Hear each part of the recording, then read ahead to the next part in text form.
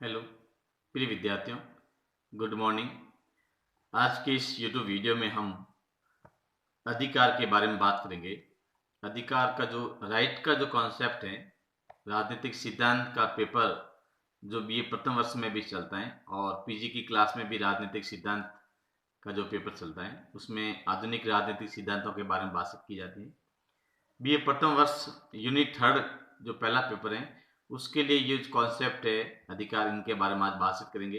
अधिकार क्या है, किन किन लेखकों ने इसके बारे में क्या बातचीत किए, अधिकारों की प्रमुख क्या विशेषता है, इनके बारे में आज बातचीत करनी करेंगे। अधिकार की अगर हम स्थिति देखें कि ऐतिहासिक परिप्रेक्ष्य में देखें तो अधिकारों के लिए हम देखते हैं कि विभिन्न देशों के द्वारा जो रिवोल्यूशन हुई थी, जैसे चाइना की जो रिवोल्यूशन है, रूस की रिवोल्यूशन है, अमेरिकन रिवोल्यूशन है, इंडियन रिवोल्यूशन है, तो तमाम प्रकार की जो रिवोल्यूशन हुई थी ये लिबर्टी एवं जो राइट या हम सोशल जस्टिस की बात करते हैं तो इनको लेकर के इन तमाम प्रकार की जो इस प्रकार के जो मुद्दे आए गए थे और एक ह्यूमन राइट जो मनुष्य को जो मिलना चाहिए, मानव होने के नाते उसे जीवन जीने का अधिकार मिलना चाहिए, अपने मनपसंद कपड़े पहनने का, व्यवसाय सुनने का जो अधिकार मिलना चाहिए। तो हम प्राचीन काल की जो व्यवस्थाएं देखते हैं तो उन प्राचीन काल की व्यवस्था में राज्य के द्वारा विभिन्न प्रकार के जो व्यक्ति थे, इन व्यक्तियों को ये सुविधाएं नहीं मिलती थी, क्योंकि उस समय का जो समाज था, उस समय का जो समाज है वो वर्ण एवं वर्गों के आधार पर व्यवस्थित था और उस समय जो समाज में जो ताकतवर लोग हुआ करते थे, उन ताकतवर लोगों ने जो निम्न या कमजोर वर्ग होता था उनको दबाए रखा करते थे। तो उन्हें किसी प्रकार का जो निश्चय का जो वर्ग होता था उन्हें किसी प्रकार का कोई अधिकार प्राप्त नहीं था। हम अगर लिखित रूप में जो अधिकारों की बात करें तो सबसे पहले हम 1215 की अगर ब्रिटेन के संवैधानिक इतिहास की बात करते तो उसमें राइट ऑफ बिल जो मैग्ना आगे जाके मैग्ना कार्टा के रूप में जो जाना जाता है, तो लोगों को पहली बार एक नागरिक अधिकार प्रदान किया गया था जो लिखित में एक दस्तावेजों पर जो हस्ताक्षर किए गए थे। और उसके बाद में धीरे धीरे जो फिर वहां पे 1681 की जो क्रांति हुई थी और उस क्रांति को गौरवपूर्ण क्रांति के नाम से जाना गया था। तो वहां पर एक पार्लियामेंट्री जो शासन स्थापित हुआ था, बिना किसी प्रकार के खून खराबे के वहां सत्ता में परिवर्तन हो गया था और सम्राट के स्थान पर जो संसद थी उनको संप्रभु बनाया गया था। तो उसके बाद में इस प्रकार से हम अमेरिका की जहां बात करते हैं, अमेरिका के संविधान में जो प्रथम 10 संशोधन किए गए थे वो एक मानव अधिकार को लेकर के किए गए थे। उसके बाद में अंतरराष्ट्रीय स्तर पर बात करें, यूएनओ में बात करें तो संयुक्त राष्ट्र संघ के द्वारा भी मानवाधिकारों की पैरवी की गई थी और 10 अक्टूबर जो मानवाधिकार दिवस मनाया जाता है तो उनके द्वारा भी यूनिवर्सल राइट, ह्यूमन राइट के बारे में बात की गई थी। इंडियन कॉन्स्टिट्यूशन की बात करें तो हमारे भारतीय संविधान में जहां भाग 3 जो एक मैग्ना कार्टा के नाम से जाना जाता है, इसमें आर्टिकल 12 से 35 के बीच में मौलिक अधिकारों के बारे में बात की गई है। तो इस प्रकार से हम बात करते हैं कि जब से धीरे धीरे जब जब प्रकृति में मनुष्य ने अपना विकास किया है या विज्ञान या औद्योगिक क्रांतियां आई है और इस कारण से धीरे धीरे लोगों को उनके अधिकारों के प्रति जो जागरूकता होती है, तो लोकतांत्रिक देशों में जिन देशों की जो संविधान सरकारें बनती हैं, संविधान बनता है और उन संविधानों में ही लोगों को विभिन्न प्रकार के जो मानव अधिकार वो दिए जाते हैं। तो मानव अधिकार का जो कॉन्सेप्ट है तो इसकी जो हिस्ट्री बहुत ही प्राचीन काल से है। आज हम ये बेसिकली हम बात समझने का प्रयास करेंगे कि वास्तव में जो राइट है वो है क्या, अधिकार क्या है, इसकी क्या क्या विशेषता है, इसके क्या क्या लक्षण पाए जाते हैं, इसके बारे में बेसिकली बातचीत करेंगे। आपको मालूम है कि अरस्तु के बारे में बहुत महत्वपूर्ण जो कोटेशन है, अरस्तु ने कहा था कि मनुष्य एक सामाजिक प्राणी है, अर्थात समाज, मनुष्य एक सामाजिक प्राणी है, समाज के बिना वो जीवित नहीं रह सकता है। अगर कोई मनुष्य बिना समाज के रहता है तो इसका अर्थ यूं लगाया जा सकता है कि या तो वो व्यक्ति ईश्वर है या फिर जानवर है या पशु है। तो कहने का मतलब ये हो गया कि समाज के बिना मनुष्य का जीवन अधूरा है। व्यक्ति एवं राज्यों की जो संबंधों में अधिकार एवं जो कर्तव्य हैं, दोनों आपस में ऐसे तत्व हैं जो एक दूसरे से जुड़े हुए रहते हैं। हो सकता है कि एक व्यक्ति का कर्तव्य दूसरे व्यक्ति का अधिकार भी हो सकता है। अतः अधिकार के बिना मानव जीवन के अस्तित्व की कल्पना नहीं कर सकते हैं कि जब तक व्यक्ति को अधिकार नहीं मिलेंगे उसके अभाव में व्यक्ति के व्यक्तित्व के विकास की बात नहीं कर सकते। अधिकार राज्य के लिए उन सुविधाओं एवं परिस्थितियों से संबंध है, इसका संबंध है जो एक सदस्य के रूप में उनके संपूर्ण विकास के लिए अति आवश्यक है। राज्य के द्वारा व्यक्ति को प्रदान किए गए बाहरी सुविधाओं का नाम अधिकार है। यानी कि राज्य के द्वारा जो व्यक्ति के विकास के लिए, व्यक्ति के सर्वांगीण विकास के लिए जो कौन कौन सी सुविधाएं प्रदान की जाती हैं और उन सुविधाओं का जो नाम है वो अधिकार के नाम से जाना जाता है। इस संबंध में उदारवादी वैज्ञानिक राजनीतिज्ञ प्रोफेसर जो लॉस्की हैं, लॉस्की ने बहुत ही ठीक ढंग से समझाने का प्रयास किया है। लॉस्की ने कहा कि प्रत्येक राज्य अपने द्वारा प्रदत्त अधिकारों से आंका जा सकता है। उसने कहा कि एक राज्य का जो मूल्यांकन होता है वो मूल्यांकन उस आधार पर होता है कि वो राज्य लोगों के सर्वांगीण विकास के लिए किस प्रकार से अधिकारों की पैरवी करता है। बिना अधिकार की स्वतंत्रता का अस्तित्व संभव नहीं है। यहाँ लॉस्की कहता है कि अगर व्यक्ति को अधिकार नहीं मिलेंगे तो ऐसी स्थिति में हम स्वतंत्रता की कल्पना भी नहीं कर सकते। एक राज्य अपने नागरिकों को जिस प्रकार के अधिकार प्रदान करता है उन्हीं के आधार पर राज्य को अच्छा या बुरा कहा जा सकता है। लॉस्की महोदय कह रहे हैं कि एक राज्य के द्वारा वहां के लोगों को जिस प्रकार से अधिकार प्रदान किए जाते हैं उनका आधार या उनके मूल्यांकन के आधार पर हम कह सकते हैं कि वो राज्य अच्छा है या बुरा है। अगर कोई राज्य अपने नागरिकों के विकास के लिए संपूर्ण प्रकार के अधिकारों की व्यवस्था करता है, उसके रोजगार की, शिक्षा की, स्वास्थ्य की विभिन्न प्रकार की गारंटी लेता है, तो इसका मतलब ये माना जाता है कि वो राज्य एक प्रकार से लोक कल्याणकारी राज्य है या जनता के हितों की पैरवी करने वाला राज्य। और एक ऐसा राज्य जो निरंकुश प्रकार से शासन करता है और लोगों के अधिकार को छीनता है, लोगों को अपना मनपसंद व्यवसाय चुनने का, कपड़ा पहनने का, पूजा पाठ करने का, इस प्रकार का जो अधिकार नहीं देता है, यानी कि धर्मनिरपेक्ष राज्य नहीं होता है, तो इसका मतलब ये होता है कि वो राज्य है वो निरंकुश राज्य है, वो राज्य अच्छा नहीं माना जाता है। इस प्रकार के लॉस्की महोदय ने अधिकारों के बारे में समझाने का प्रयास किया है। कुछ और भी जो अन्य जो लेखक हैं उन लेखकों ने भी किस प्रकार से राज्य के बारे में, अधिकारों के बारे में जो बात की है।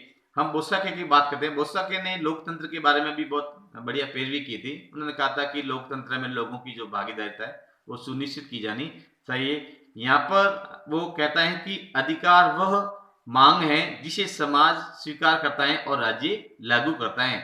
यानी कि बोसाके कहता है कि अधिकार एक प्रकार से मांग है, अधिकार एक प्रकार से मांग है जिसे समाज स्वीकार करता है और राज्य उसे मान्यता प्रदान करता है। बहुत ही बढ़िया तरीके से उन्होंने समझाने प्रकाश किया कि अधिकार, जैसे आवास की बात करते हैं, अगर हम रोजगार की जैसे बात कर दिया कि जैसे रोजगार है, अब रोजगार क्या है, प्रत्येक व्यक्ति को अपने जीवन यापन करने के लिए कोई न कोई प्रकार का रोजगार उसके लिए जरूरी है। तो ये पब्लिक की ओर से क्या आती है, एक प्रकार से मांग आती है। जब ये मांग आती है तो उस मांग को समाज स्वीकार करता है। समाज क्या करता है, उसको स्वीकृति प्रदान करता है और उसके आधार पर फिर राज्य के द्वारा कानून बनाया जाता है। राज्य के द्वारा क्या किया जाता है, कानून बनाया जाता है और कानून की दृष्टि से राज्य एक प्रकार से नियम बनाता है कि इस प्रकार से लोगों को रोजगार प्रदान करने के लिए इस प्रकार का कानून होना चाहिए। जैसे मैं भारत के बारे में परिप्रेक्ष्य में बात करूं तो आपको छोटा सा उदाहरण दूं, जैसे मनरेगा, ठीक है, ये क्या है, लोगों को 100 दिन का रोजगार देने के लिए भारत में एक प्रकार से कानूनी रूप से एक रोजगार देने का एक गवर्नमेंट ने एक्ट बनाया था 2006 में। तो महात्मा गांधी राष्ट्रीय रोजगार योजना, गारंटी योजना, तो इस प्रकार से जैसे स्कीम है ये स्कीम क्या है कि पब्लिक की मांग थी कि हम लोगों को जीवन यापन करने के लिए कोई न कोई प्रकार का रोजगार दिया जाए।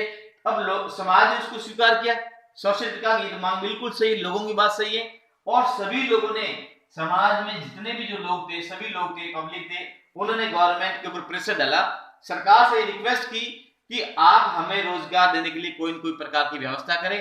तो सरकार ने क्या किया, उनके लिए कानून बनाए और कानून क्या था, मनरेगा, यानी कि महात्मा गांधी राष्ट्रीय रोजगार गारंटी योजना।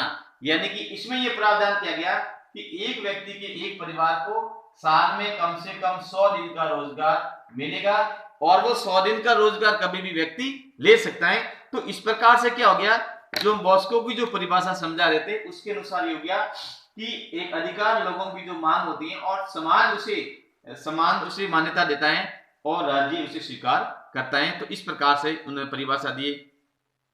बारकर कहता है कि अधिकार व्यक्ति एवं व्यक्ति की क्षमताओं के अधिकतम संभव विकास के लिए आवश्यक एक बाहरी दशा है। यानी कि बारकर कहता है कि व्यक्ति के द्वारा जो अपनी जो क्षमताएं होती हैं, वो व्यक्ति अपने क्षमताओं का कितना विकास, उसके आधार पर कितना विकास कर सकता है, लेकिन उसके लिए राज्य की ओर से जो बाहरी जो विकास संभव जो सहायता होती है, वो दशाएं होती है, वो उसे मिलनी बहुत ही जरूरी है।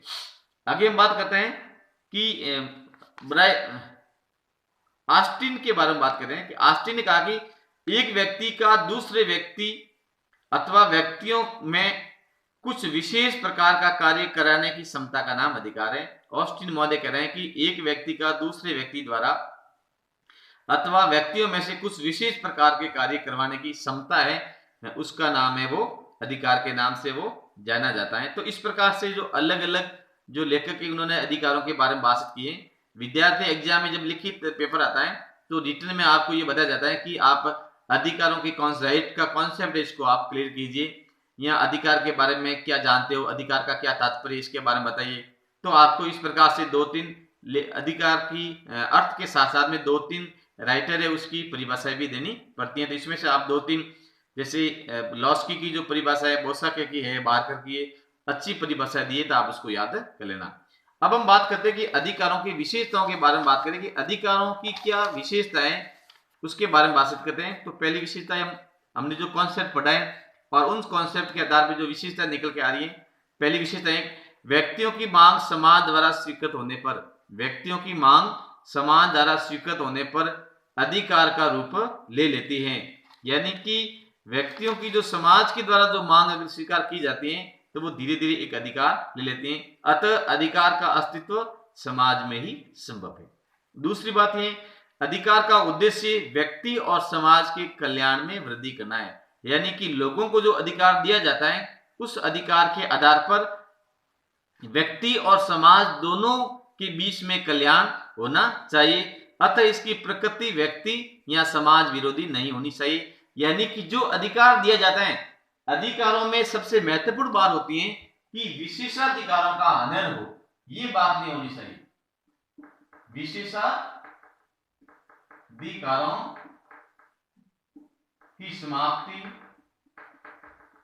यानी कि ऐसा नहीं है कि समाज में कुछ लोगों को तो अधिकार दे दिया और कुछ लोगों को अधिकारों से वंचित कर दिया। इस प्रकार की प्रवृत्ति नहीं होनी चाहिए, क्योंकि ये समाज और व्यक्ति के विरोध में नहीं होना चाहिए। आपने एक्स व्यक्ति को जो अधिकार दिया है, ऐसा नहीं है कि एक्स व्यक्ति के अधिकार का जो प्रभाव है वाई व्यक्ति के अधिकारों के ऊपर बुरा प्रभाव पड़े। इस प्रकार का जो व्यवस्था है वो नहीं होनी चाहिए।